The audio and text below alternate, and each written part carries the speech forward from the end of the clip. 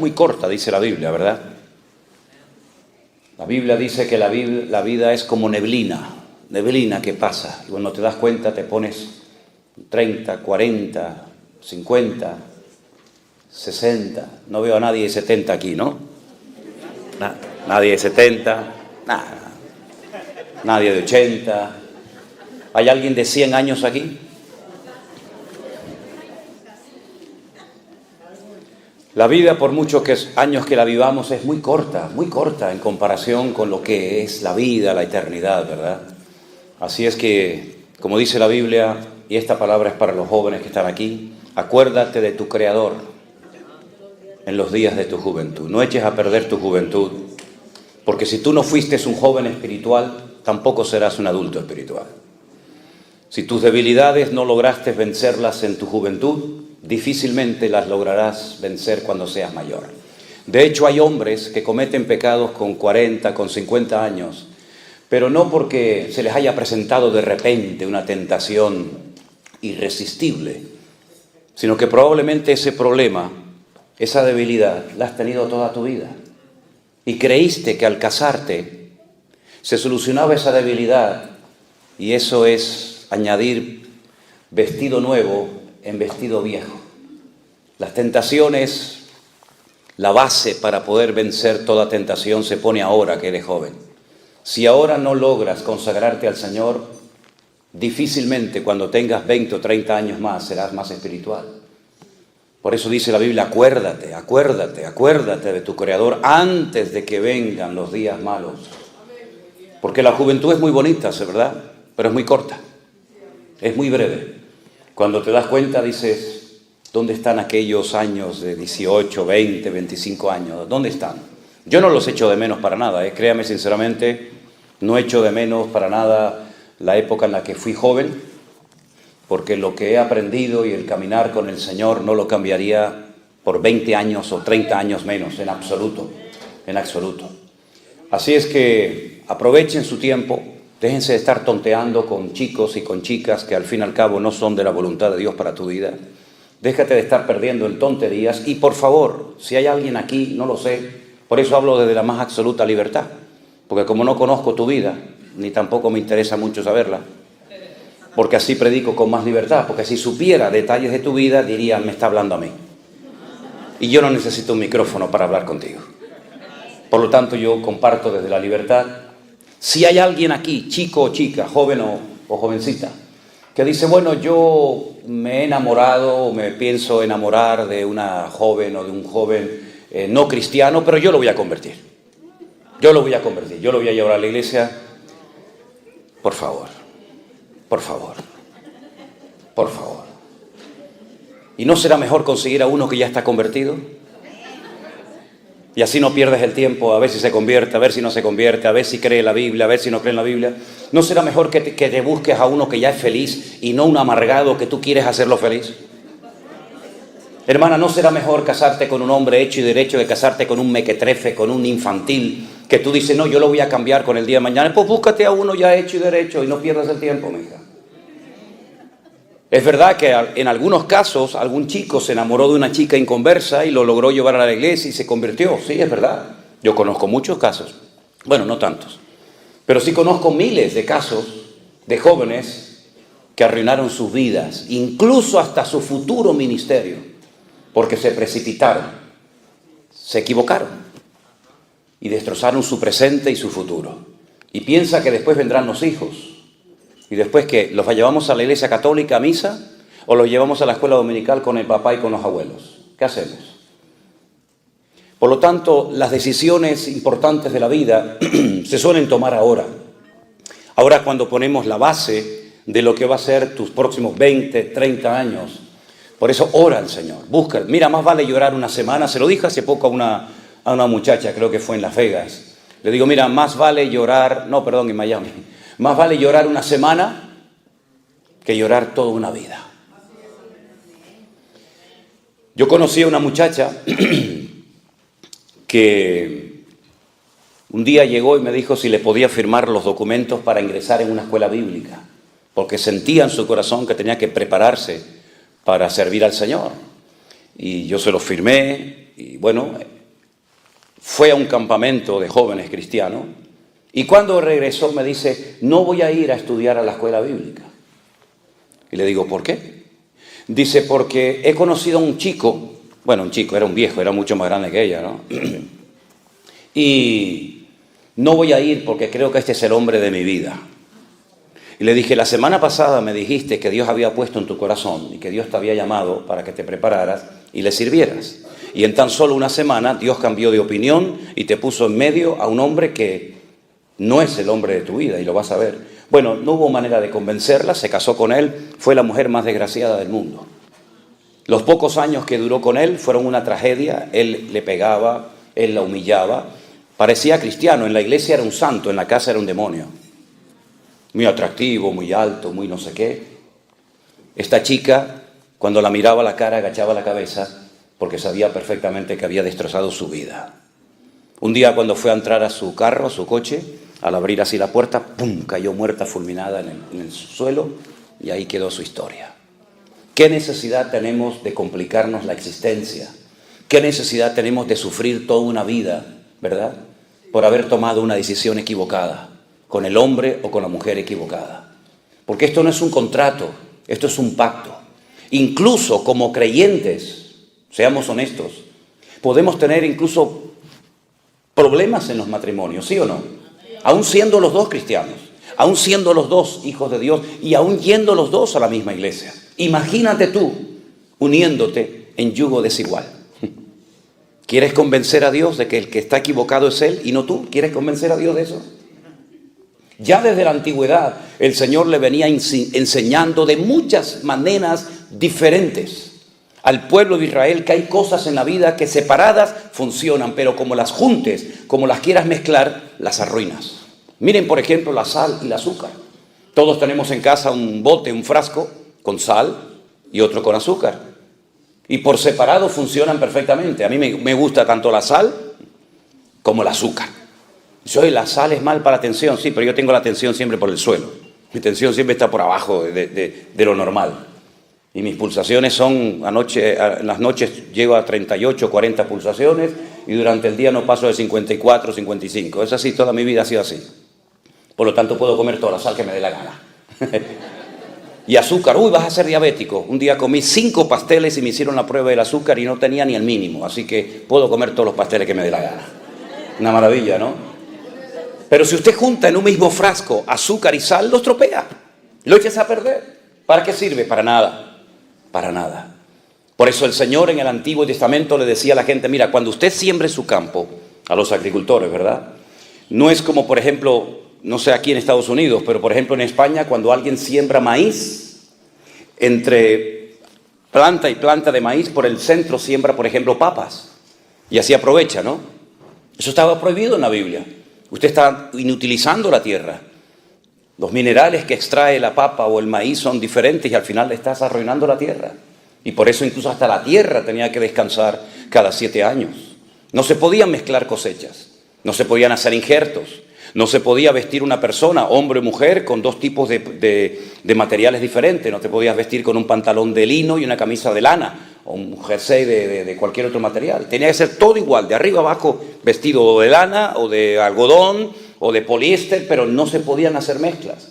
Cuando ibas a arar el campo no se podía coger el yugo, ¿verdad? Ese trozo de madera y ponerlo sobre un buey y al mismo tiempo sobre un mulo o sobre un camello. Dice, no puedes unir yugos desiguales. Y todo eso el Señor los fue enseñando a lo largo de la historia para enseñarnos que hay cosas que mejor no las mezcles.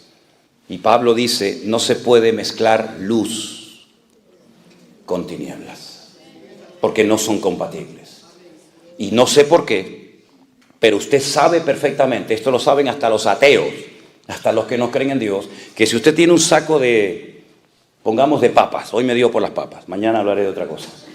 Si usted tiene un saco de papas y tiene una sola podrida, ¿por qué las 99 sanas no sanan, no cambian a la enferma? No funciona así, no sé por qué. La podrida, aunque sea una sola dentro de 100, termina echando a perder a todas las demás. ¿qué más quieres que te diga el Señor? ¿Quieres seguir peleando con el Señor tratando de demostrarle a Él que se equivocó? Dios no se ha equivocado jamás. Amén, hermanos. Nunca. Los hombres en la Biblia, muchos de ellos se equivocaron muchas veces. Miren, por ejemplo, a Abraham. Cuando el Señor le dice a Abraham, vas a ser padre de multitudes. Es un hombre mayor, su esposa es mayor, es estéril, no han tenido nunca hijos, pero el Señor le hizo una promesa en contra de toda posibilidad humana. Pero es que Dios no es un Dios lógico muchas veces, sino rompe la lógica humana.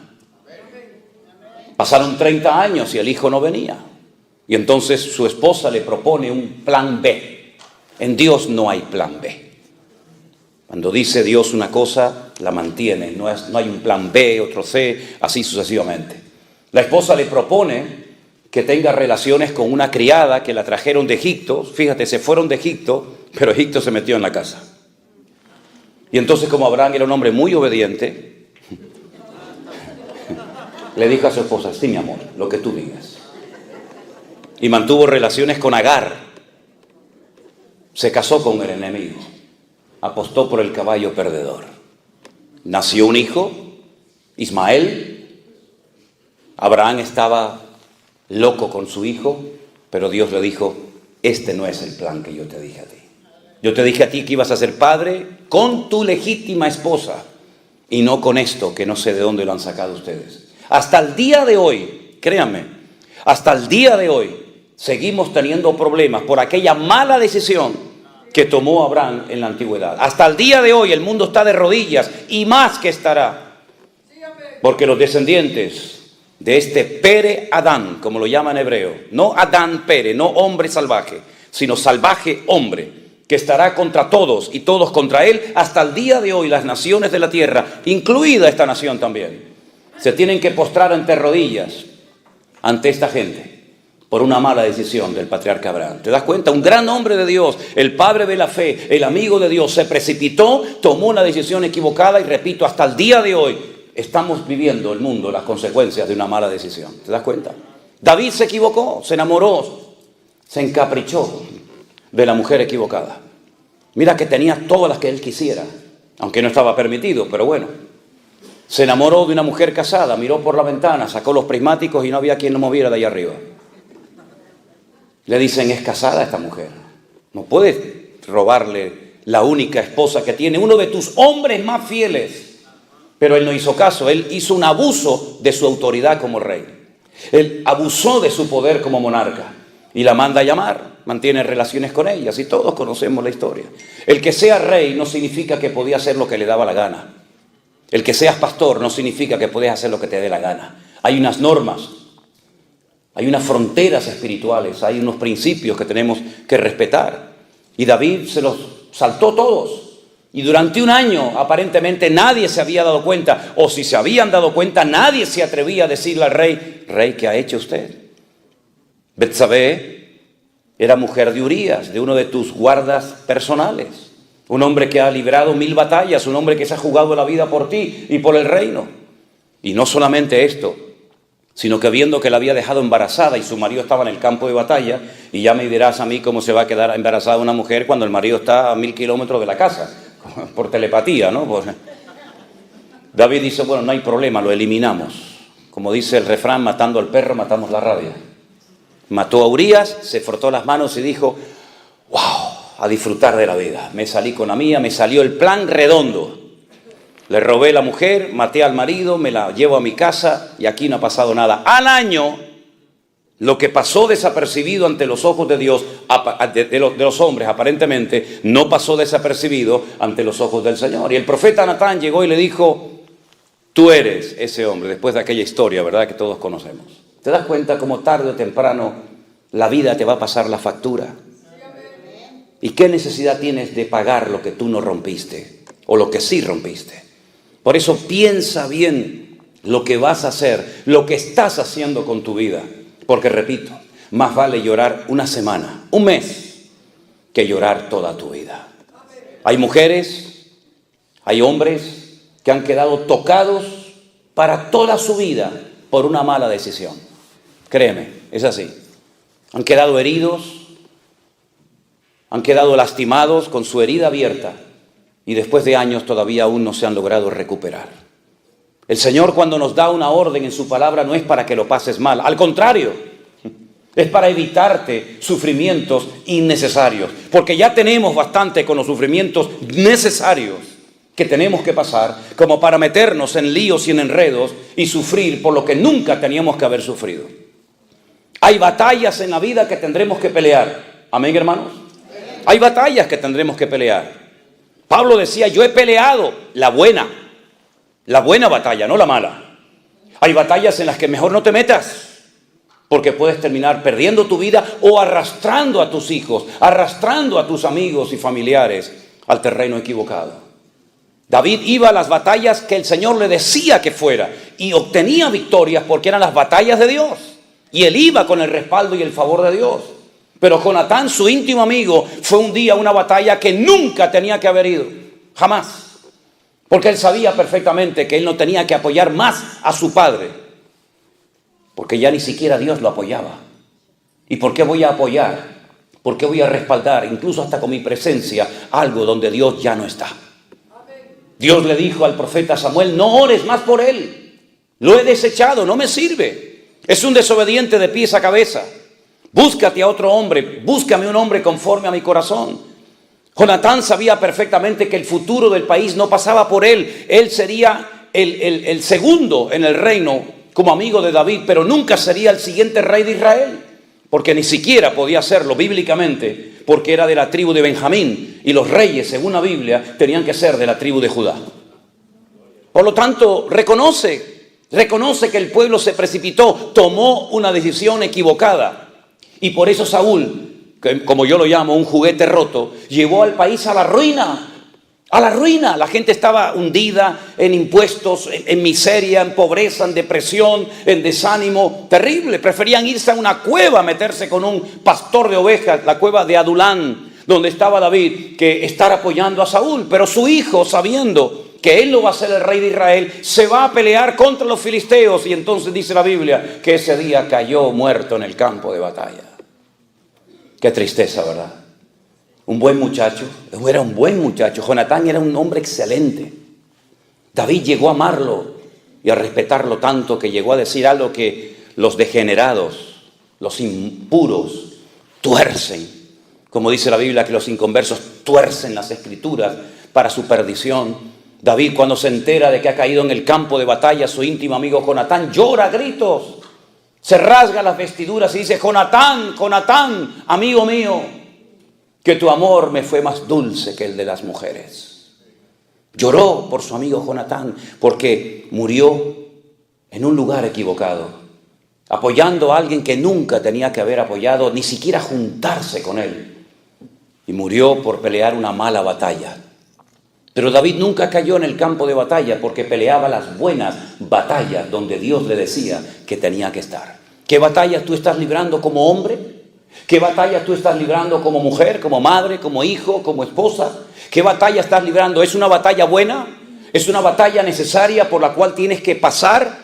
Bueno, gloria a Dios. Dios te va a dar la fortaleza. Él es tu pronto auxilio en las tribulaciones. Por tanto, no temeré lo que me pueda hacer el hombre. Aunque un ejército acampe contra mí, no temerá mi corazón, porque tú eres mi luz y mi salvación. Caerán a mi lado 1000, 10.000 a mi diestra, mas a mí no llegará. En esas buenas batallas puedes contar con el favor y el respaldo de Dios. Pero en las malas batallas, donde tú te has metido por tu mala cabeza, por no haber consultado previamente con el Señor, puedes llegar a terminar perdiendo lo más valioso que tienes, tu alma, la vida eterna. ¿Y de qué sirve que ganes todo el dinero y todo el oro del mundo si pierdes tu alma? La Biblia llama al hombre que perdió su alma necio. Porque es un necio una persona que hipoteca su vida espiritual por una noche de placer. Es un necio una persona que cree que por pecar esa noche y salir con la suya e incluso llevarle la contraria a Dios sabiendo que está desobedeciendo al Señor, va a ser bendecido. Jamás el desobediente será bendecido por Dios. Nunca. Nunca. El desobediente, dice la Biblia, que Dios lo compara con un espiritista. Una persona que consulta los espíritus.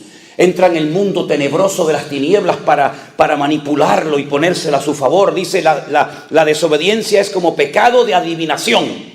Se lo dijo el Señor a través de Samuel al rey Saúl. Porque el desobediente es un manipulador. Siempre tiene una respuesta. Siempre tiene una excusa. Sí, pero, bueno, hay pecados peores, mamá. En la iglesia hay muchos hipócritas. Ay, por eso, como hay muchos hipócritas en la iglesia, ¿tú tienes licencia para pecar? Como le dijo el Señor a Job, ¿me vas a condenar a mí para justificarte tú? Claro que hay pecados peores que los que podemos cometer en la vida, pero tú no tienes que rendirle cuentas por nadie delante de Dios, sino cuidar tu vida, porque solamente tienes una. Y lo más importante de la vida, ¿sabes lo que es? La vida. Eso es lo más importante, la vida que tienes.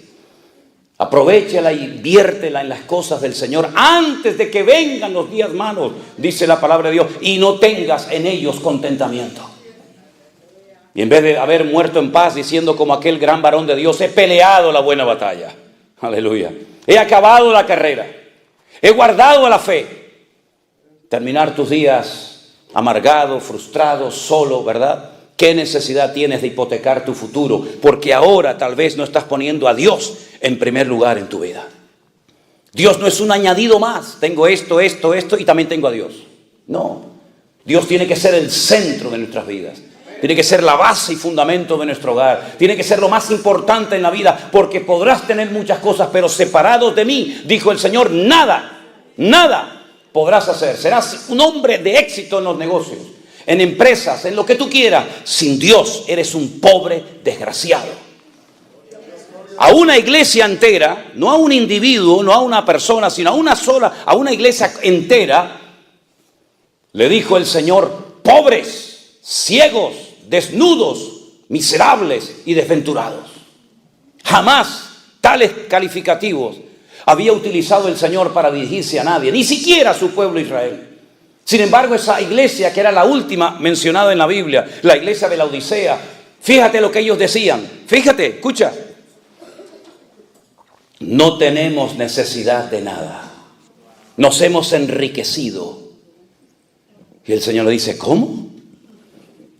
¿Que no tenéis necesidad de nada? ¿Estáis ciegos? Miserables. Compren colirio, que es como metafóricamente, compren algo, la fe que les va a producir ese cambio, esa transformación de la mente para que puedan ver la situación miserable en la que se encuentran. Es terrible, ¿verdad? Hay distintos niveles en el pecado. Y uno de los últimos eslabones de la cadena del desorden personal es la ceguera espiritual. Como decimos, ya ni siente ni padece. Tiene la conciencia cauterizada.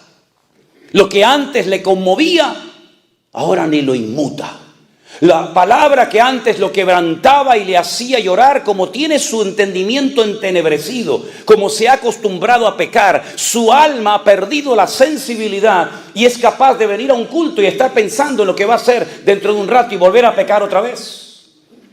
Porque son las distintas etapas, los distintos niveles de endurecimiento del alma. Y eso le ha pasado a mucha gente a lo largo de la historia. Que incluso veían la gloria de Dios, veían milagros tremendos, únicos e irrepetibles, como por ejemplo los vio Faraón. Pero dice que él endureció su corazón. Y el Señor le dijo, ¿quieres endurecer tu corazón? Pues yo ahora te voy a ayudar, te lo voy a endurecer 4 veces más. Y ya ni siquiera viendo milagros, ni siquiera viendo un río convertido en sangre, ni un mar abierto, ni nada, ya no era capaz de reaccionar porque endureció tanto su alma, se apartó tanto del camino de la verdad, que ya no había marcha atrás, ya no había retroceso, ya no había posibilidad de cambio. Y nadie pasa de la noche a la mañana de ser un buen cristiano, de ser un buen hijo de Dios, a este nivel que estoy hablando, pero es un proceso, hermanos. Denle importancia a las cosas pequeñas en su vida también, ¿saben? Denle importancia. ¿Saben estos árboles gigantes que ustedes tienen por aquí, por California, estas secoyas? En una ocasión se cayó una de ellas, apareció tumbada en el camino. Y la gente dijo, ¿qué ha pasado con este árbol milenario? Este árbol que ha sido el orgullo de toda esta comarca. Y la gente venía de todas partes del mundo a sacarse fotografías. Ayer no hubo tormentas, no hubo un viento huracanado, no hubieron rayos, relámpagos, sino ¿qué pasó? La gente se preguntaba. Bueno, vinieron unos expertos y extrajeron trozos de madera de su interior. Y cuando los analizaron en el laboratorio, llegaron a la siguiente conclusión. El árbol por fuera parecía muy lindo, pero el árbol por dentro estaba podrido. Las termitas habían hecho su trabajo y lo habían comido y comido y comido y comido. No se veía el problema interno que tenía. Por fuera era todo fachada y apariencia, hasta que una mañana cayó. Guarda tu corazón, porque de él fluye la vida. Guarda tus ojos, y si te son tropiezo, arráncatelos. Mejor es entrar sin ojos al reino de Dios que bajar al infierno con tus dos ojos viendo perfectamente. Guarda tu mente, guarda tus manos, guarda tus pies. Haz pacto con tus ojos. Y si te dominan, cósetelos. Pero no permitas que con tu mirada, con tu boca, con tus oídos, con tu corazón, peques contra tu Dios, el cual te anhela celosamente. Y si tienes problemas con esto, con el dinero, cósete los bolsillos. Dile a tu esposa, cóseme el bolsillo. Porque no sé si esto era para el Señor o era el del bolsillo derecho. Creo que era este, no estoy seguro si era este. Si tienes problemas a la hora de administrarte, cósete los bolsillos. Y pídele al Señor que te enseñe a ser un sabio y obediente administrador de los recursos que Dios te ha dado antes de que te los quite y se los dé a otro más fiel que tú. Hermanos, ustedes ya no son niños en Cristo, llevan años escuchando palabra.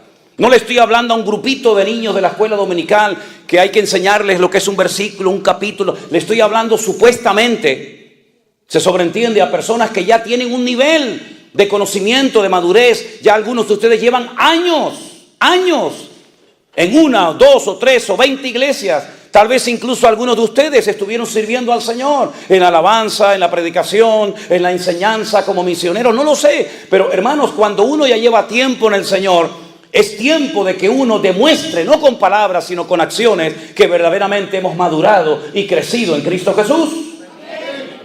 Y se nos tiene que exigir más a los que somos maduros en Cristo que a los que recién empiezan.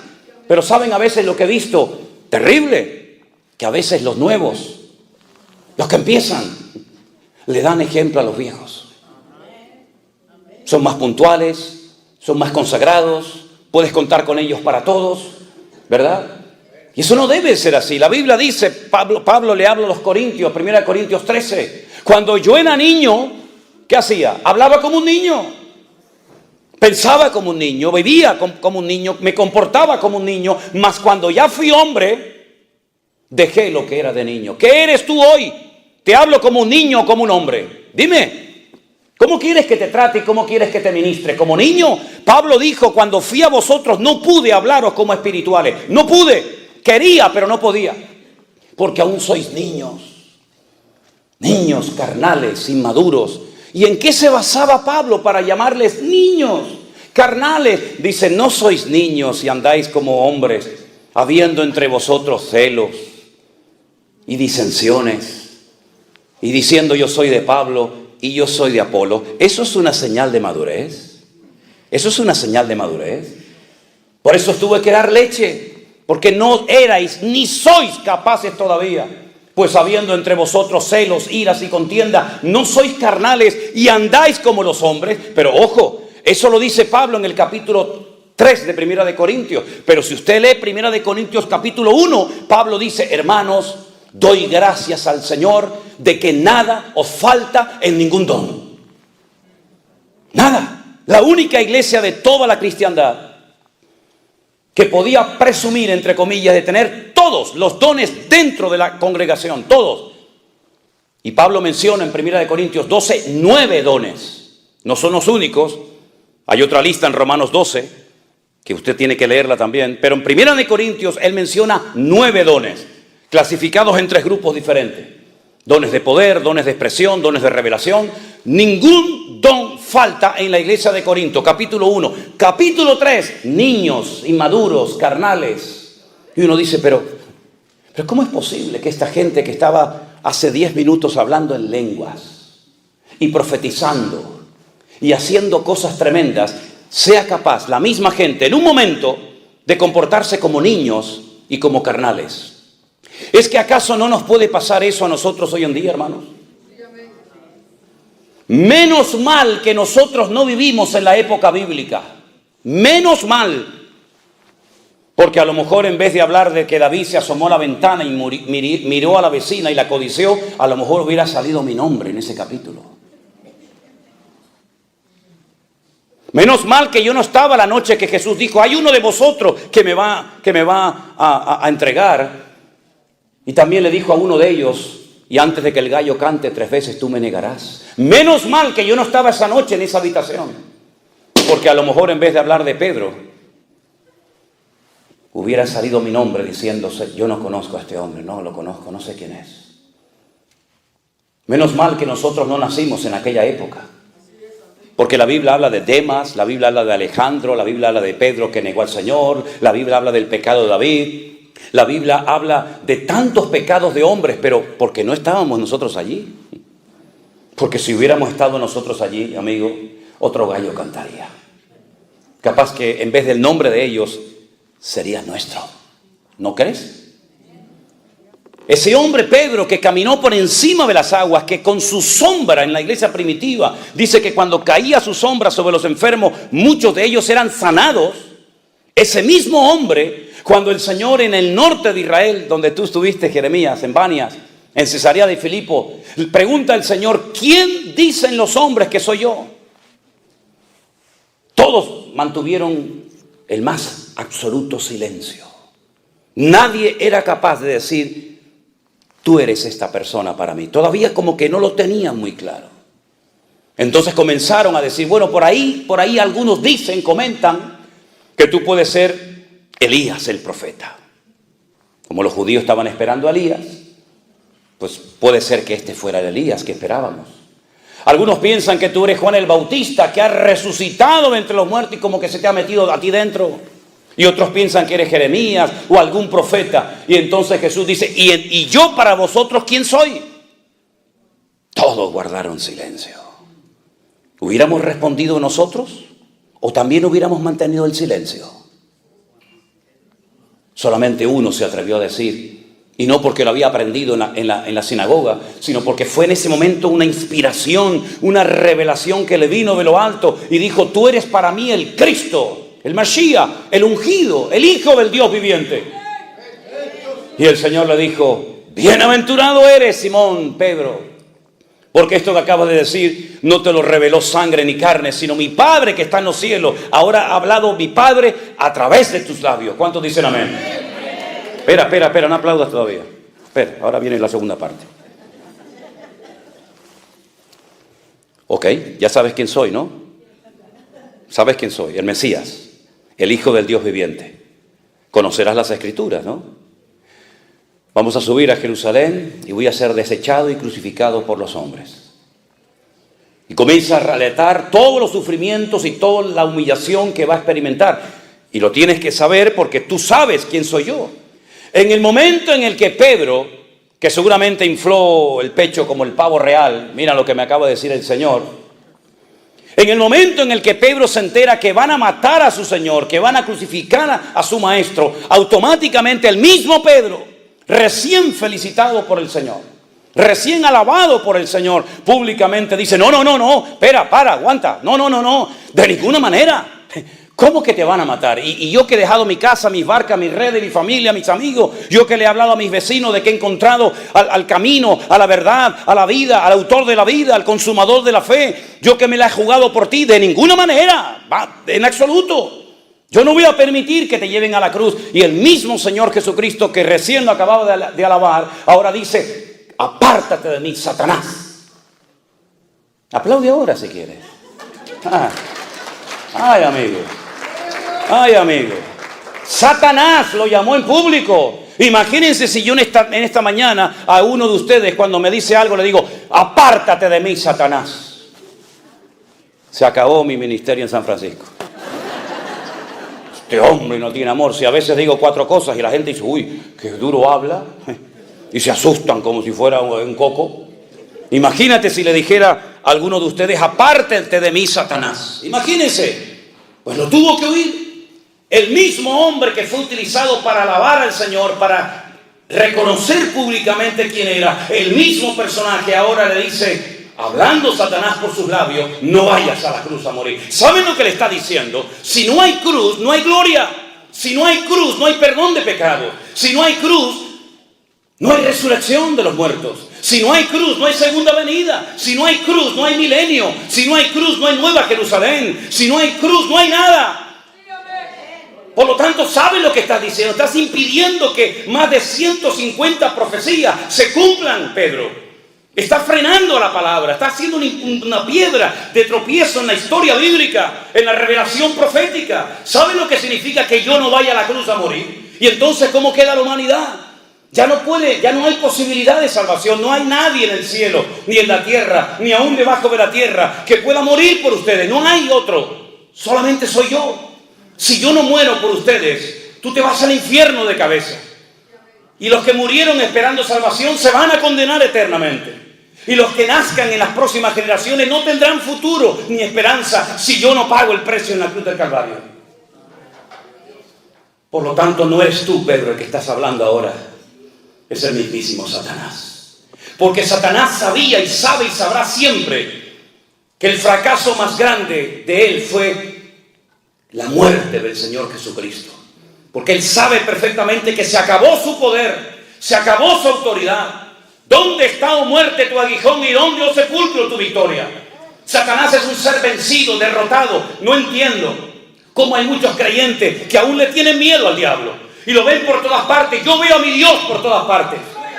Yo veo al Señor en los pájaros, veo al Señor en el sol, en la luna, en el amanecer. Lo veo aquí en esta mañana con nosotros. ¡Gloria a Dios! Satanás me tentó, Satanás me empujó, Satanás no sé qué. Cállense, por favor, hablen de Cristo, el que te ha redimido, el que te ha comprado, y no de un ser derrotado, amargado y frustrado por la eternidad. Apláudale a Él ahora, si quieres, aleluya. Él es el que tiene el poder, Él tiene la autoridad. Al tercer día, cuando fue aquella mujer llorando, diciendo, ¿y cómo muevo la piedra? ¿Y cómo lo vuelvo a ungir? ¿Y cómo lo vuelvo a abrazar? Aunque esté muerto, prefiero verlo muerto que... Y cuando llegó y lloraba,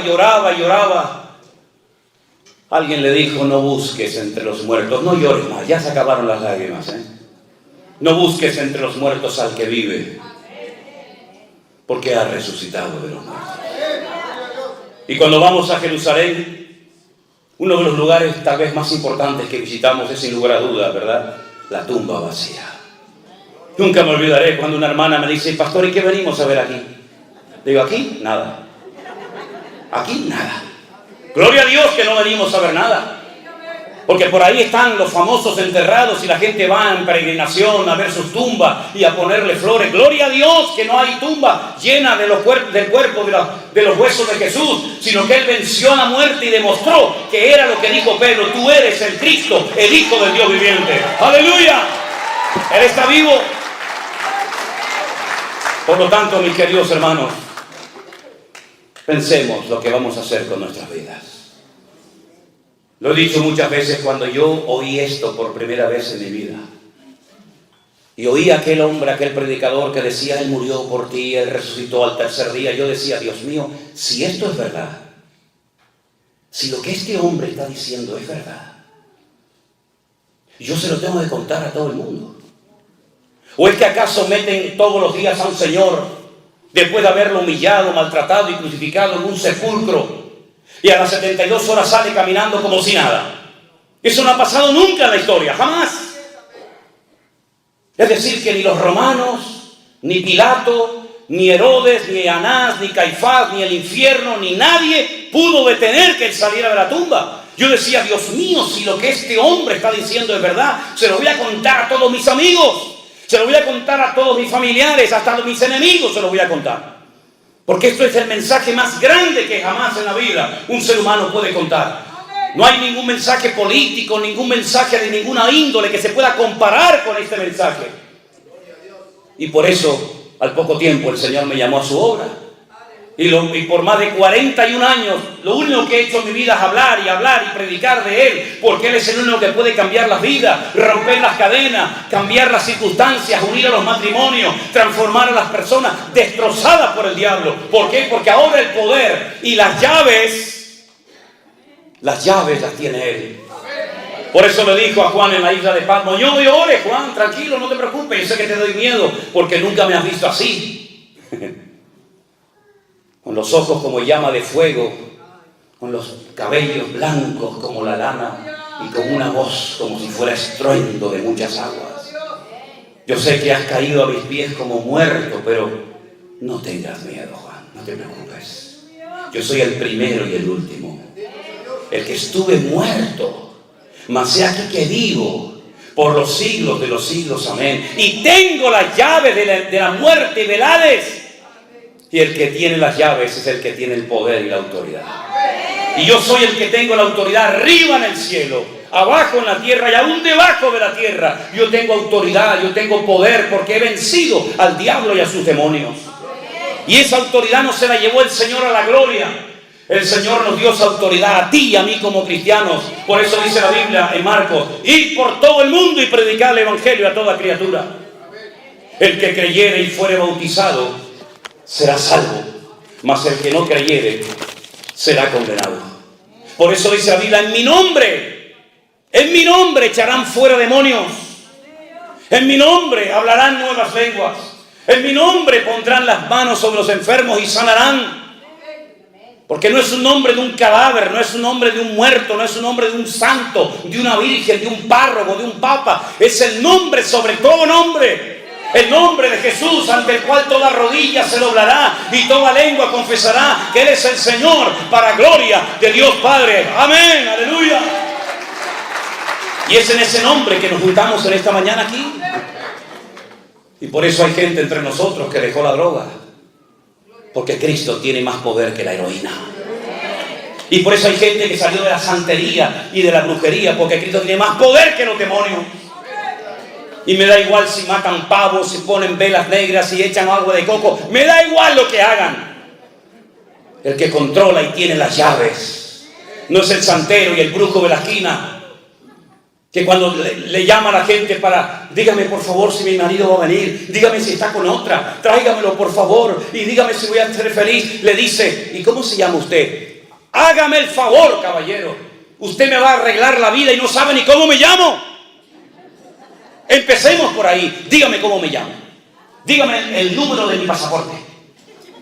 Dígame el número de zapatos que uso. Dígame el número de zapatos y de pantalones y de calzoncillos que uso. Dígamelo. Dígame qué comí la semana pasada.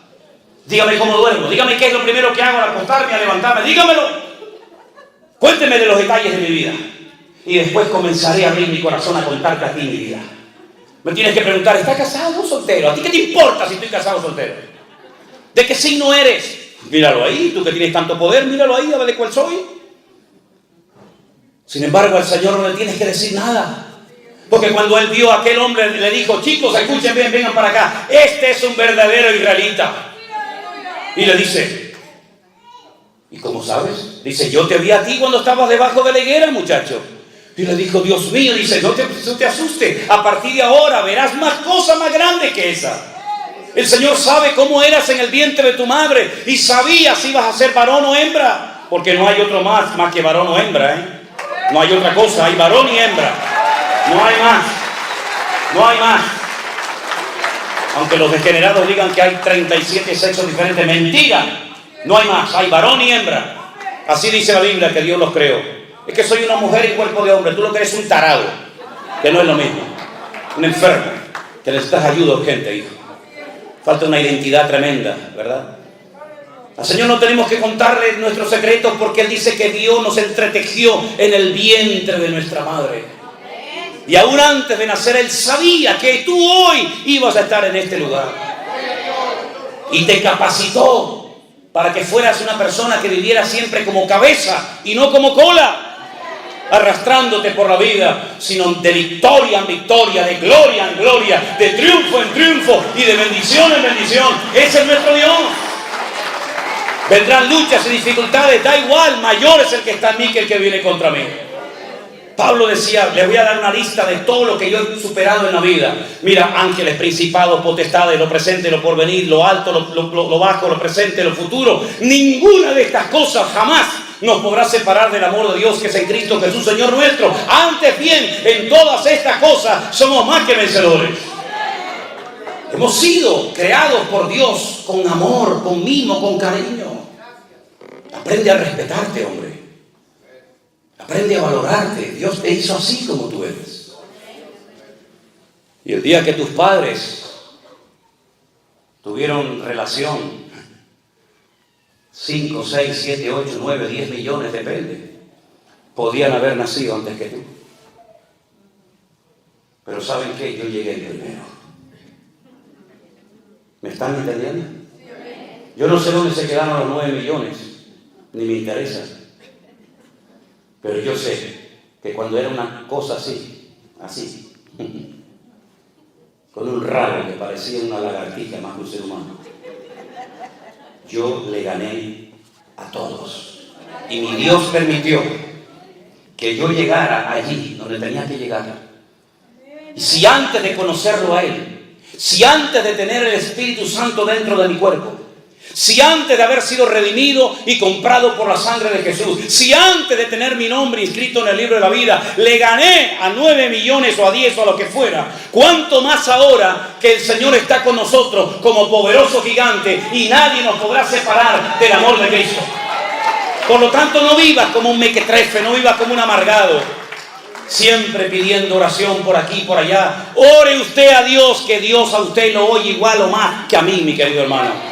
No dependa del apóstol, no dependa del reverendo, no dependa del gran ungido de Jehová. Dependa única y exclusivamente de Él. Y si tiene un problema, entre en su casa, en su habitación. Cierre la puerta para que nadie le oiga. Póngase de rodillas o tírese al suelo como yo hago.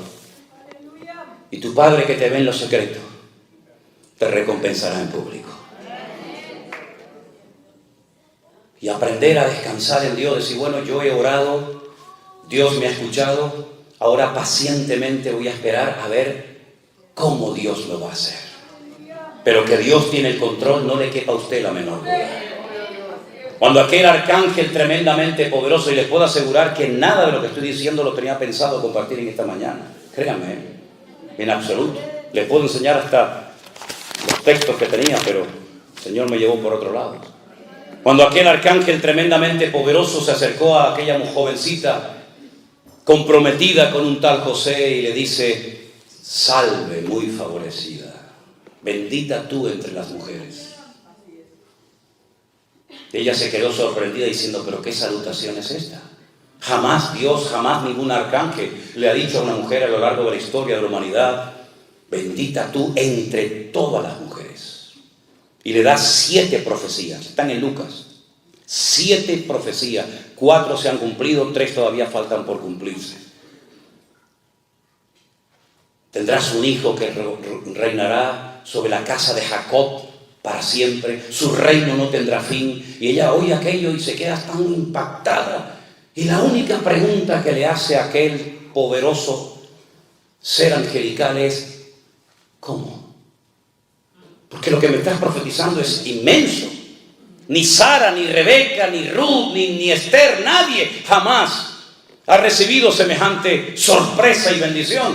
¿Cómo? ¿Cómo? Porque estoy simplemente comprometida, ni siquiera estoy casada todavía con mi marido. Y la respuesta fue la misma respuesta que Dios a ti y a mí nos dará siempre cuando le preguntemos al Señor, ¿cómo lo vas a hacer, Señor? Le dijo, lo que es imposible para los hombres es posible para Dios. El Espíritu Santo vendrá sobre ti y te cubrirá la sombra del Omnipotente. Así es como Dios hace la obra.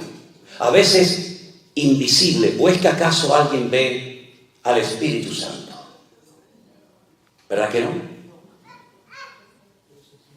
Pues esa es la forma como Dios ha escogido utilizar esta herramienta que llamamos iglesia virtual. Con un teléfono, en una isla perdida del océano, predicando la palabra viva y pura del Señor. Una mano invisible, un poder invisible ha recorrido las naciones de la tierra y ha llevado a los pies de Cristo a miles y a miles y a miles, y los que faltan todavía por conocer el Evangelio del Señor Jesús. Porque la obra el Señor la hace de una forma invisible para que nadie se lleve la gloria, para que nadie diga, fui yo, mírenme a mí, aquí estoy. No, mi hermano, la obra quien la hace es el Señor. Por eso, mis queridos hermanos, deja que en esta mañana el Señor haga lo que Él quiera en su vida. No le den instrucciones al Señor. La oración no es para decirle a Él lo que tiene que hacer o cómo tiene que hacerlo o cuándo. No, la oración no es para eso. La oración es para poner nuestras necesidades, tener comunión con Él delante de su presencia y que Él haga como quiera y cuando quiera. Y puede ser que a lo mejor el deseo de tu corazón lo veas cumplido o no. Porque el deseo del corazón del rey David era construirle un templo al Señor, ¿verdad? Y el Señor le dijo, no, pero Señor, tengo el oro, tengo la madera, tengo los planos, llevo toda la vida inventándome instrumentos musicales, llevo toda la vida componiendo salmos para que cuando se inaugure el templo la gente cante tu palabra y te alaben y te adoren a ti. Y el Señor le dijo, no lo vas a construir, lo va a edificar tu hijo. Bueno, hay gente que trabajó para que nosotros estuviéramos hoy aquí. Pero a lo mejor nosotros estamos trabajando para otros que hoy todavía no están aquí. Somos simplemente un eslabón en una enorme cadena que lleva miles y miles de años creciendo por todas las naciones de la tierra. Y uno le pasa el testigo al otro, y el otro al otro, y el otro al otro, hasta llegar a nuestros días. Porque para poder llegar tú y yo en esta mañana a este lugar, hubo mucha sangre que se derramó por el camino. Y para yo poder abrir una Biblia y leerla, hubo mucha gente que murió quemados en la hoguera. Lejos de aquí, pero murieron quemados.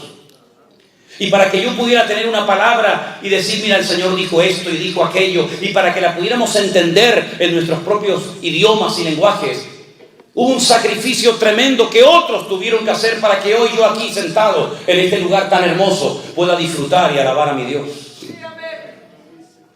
Pero nuestros hermanos en el pasado pagaron un precio elevadísimo. Y por eso yo quiero concluir en esta mañana diciéndoles a los hermanos de la iglesia virtual, porque hay hermanos tal vez de otras congregaciones y ahí yo no entro, pero los hermanos de la iglesia virtual vamos a estar preparados para lo que viene. Vamos a estar preparados. Porque en la Biblia vemos que Dios le daba tiempo a su pueblo, tiempo a sus siervos, para que se prepararan adecuadamente, para que cuando llegara el momento estuvieran preparados y aquel día no les sorprendiera, como dijo el Señor, como ladrón en la noche. Noé pasó por el diluvio, sí, se lo comió todo. Pasó por todo el diluvio, desde el día 1 hasta el último día, pero estaba preparado. Dios le dio tiempo para que se preparara. Y fue más el tiempo que duró la preparación que el tiempo que estuvo dentro del arca. En el arca estuvo 1 año, preparándose estuvo 120, ¿verdad? Por eso es muy importante que estemos preparados. Y yo les voy a decir algo que a lo mejor a más de uno le va a sorprender, pero a mí me da exactamente igual lo que usted pide. Procuren tener como mínimo para una semana comida y agua en su casa. Si me equivoco y no pasa nada, no pasó nada. Pero procuren, queridos hermanos, prepararse por si viene un gran terremoto como le vino a nuestros hermanos en Turquía el otro día. Que yo estaba en Israel y me dijeron, 300 personas han muerto esta noche. Digo, 300 personas, 300. A los pocos días había 50.000, 60.000, 70.000, 100.000 y nunca se sabrá cuántas personas murieron allí en ese terremoto. ¿Son ellos peor, cristianos, los hermanos que murieron, iglesias que se cayeron, pastores que murieron, jóvenes que murieron que nosotros? Estemos preparados, queridos hermanos. Los tiempos que se avecinan no son tiempos fáciles. ni para la economía, ni en el mundo espiritual, ni para la familia. ¿O es que no estamos viendo cómo el mundo está, hermano, entrando en un sistema, en un caos, como yo digo, en coma? ¿No estamos viendo cómo las familias están siendo sacudidas en todas partes del mundo? Lo que le enseñan a nuestros hijos en las escuelas y en las universidades, jamás pensábamos que iba a ocurrir en nuestro tiempo, pero ya lo estamos viendo, ya está aquí. El mismo Señor Jesucristo le dijo a sus discípulos, y nosotros hoy somos sus discípulos, que la maldad se multiplicaría, y por haberse multiplicado la maldad, el amor de muchos se enfriaría. ¿No hemos visto a miles de cristianos, miles de iglesias frías, tibias, incluso hasta que se cerraron en unos poquitos meses de pandemia? Ay, si la pandemia hubiera durado un par de años, ¿cuántos hubieran permanecido en pie? Simplemente unos meses, unas cuantas semanas sirvieron para demostrar la realidad, la poca base, la poca consagración, la poca santidad que había allá adentro. ¿Y cuántas iglesias se cerraron y nunca más se abrieron? Iglesias con poca gente, iglesias con mucha gente, iglesias con cientos de personas, iglesias hasta con miles de personas se cerraron porque no aguantaron el fuego de la prueba. Pero el Señor nos está hablando muy claramente de hace mucho tiempo, hermanos. No entren en el sistema del mundo, porque serán víctimas del sistema del mundo. Miren al Señor, tengan los oídos abiertos, recuperen la sensibilidad, el olfato, sepan leer las cosas que están sucediendo a nuestro alrededor. Miren cómo está Israel, miren cómo está Europa, miren cómo está América, miren cómo está Latinoamérica, miren cómo está el mundo, hermanos. Dice el Señor, si el Señor no acortare aquellos días, nadie se salvaría. Fíjate lo difícil que se va a poner la situación a nivel mundial. Por eso la iglesia no puede estar tonteando y jugando y criticándose y dividiéndose. La iglesia tiene que despertar del sueño y prepararse, velar y orar para que aquel día nos sorprenda como ladrón en la noche. Por eso hoy a la mañana vamos a tener un momento muy lindo dentro de un rato, y es bautizar, como dice la palabra de Dios, a hermanos nuestros. Y eso me gusta porque es el momento en el que la gente está demostrando, no con palabras, sino con hechos, con acciones, que van en serio con el Señor porque han entendido el Evangelio. Los hermanos que se van a bautizar están esta mañana aquí. ¿Están entre nosotros? ¿Pueden poner de pie, por favor? 1, 2, 3, 4, 5. ¿Hay alguno más? 6. Gloria a Dios, damos un aplauso al Señor. Gloria a Dios, qué bueno, qué bueno. Vengan un momentito adelante los que se van a bautizar. Pónganse aquí, miren a los hermanos, por favor, en esta mañana. Qué bueno. Hermanos que se quieren bautizar, poner en práctica la palabra, eso es un gozo y una alegría tremenda. Gloria a Dios, qué lindo. Gracias al Señor. Gloria a Dios, gloria a Dios. Pónganse aquí en el centro, hermanos, pónganse aquí. Gracias al Señor. Díganos sus nombres, por favor. Empezando por aquí, por mi izquierda. Andrea. Regina. Víctor. Nexi. José Juan. Y Carolina. Gloria a Dios. Hermanos queridos. Un momentito. Nosotros no hemos obligado a esta gente ni le hemos dicho que se tienen que bautizar. Yo por lo menos no. Y estoy seguro que Jeremías tampoco. Es algo que el Señor ha puesto en vuestros corazones. Esto no es como una secta que en un tiempo determinado, sí o sí, se tienen que bautizar. Esto no es por presión, esto es por convicción.